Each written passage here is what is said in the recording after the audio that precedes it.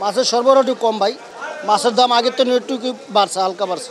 এদের আগের থেকে ওর 20-50 বেশি, কারণ মাছ নাই। বাজারে তো মাছের দাম একটু বেশি হইব, কারণ খুচরা বাজার তো 20-50 বেশি আছে। মাছ কিনছে বাইলা মাছ, মিকরা মাছ, অনেক রাতের মাছ লইছি। 20-50 টাকা কেজিতে বেশি আছে বাজারে। হ্যাঁ, এদের আগের থেকে ওর 20-50 বেশি, কারণ মাছ নাই, মাছ কম, খুব কম। মাছের সরবরাহ একটু কম ভাই। মাছের দাম আগের তো একটু বাড়ছে, হালকা বাড়ছে। দাম সবই 10-20 টাকা করে বাড়ছে। যেমন বিশেষ করে মলা মাছ গত সপ্তাহে ঈদের আগে বেচছি 300, আজকে কিনে আনছি 350, ব্যস্ত যে 400। আপনার ওই গুলশা ট্যাংরা গেছে সপ্তাহে ঈদের আগে বেচছি আপনার 500, 550, এখন বর্তমানে বেচতেছি 600। তারপর আপনার পাবদা মাছটা ঈদের আগে বেচছি 400, 450, এখন বেচতেছি 500 আর কি। হালকা কিছু বাড়ছে, 20-50 টাকা বাড়ছে।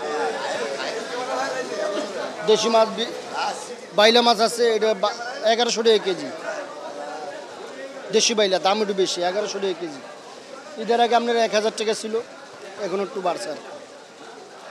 মাছ মনে ধরা বন্ধ আর বা সবাই একটু ছুটি কাটাইতেছে, এই জন্য আর কি দাম একটু বাড়তি আর কি। বাইলা মাছটা 1100 টাকা কেজি।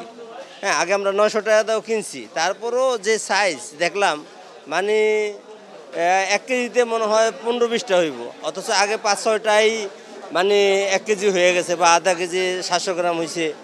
এখন এই হিসেবে অনেক চড়া বাজার। এই যে পোয়া মাছগুলো 600 টাকা কেজি চাইতেছে, এগুলোও কিন্তু আমরা আগে 400, 450 টাকা কিনছি।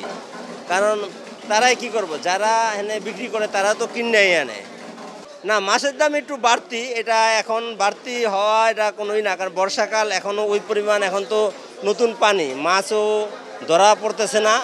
এখন মাছের পোনা, মাছগুলা বড় হইতে একটু সময় লাগবে। এই সিজনে মাছ আলাদা কী করবো, কারণ নদীতে মাছ নাই।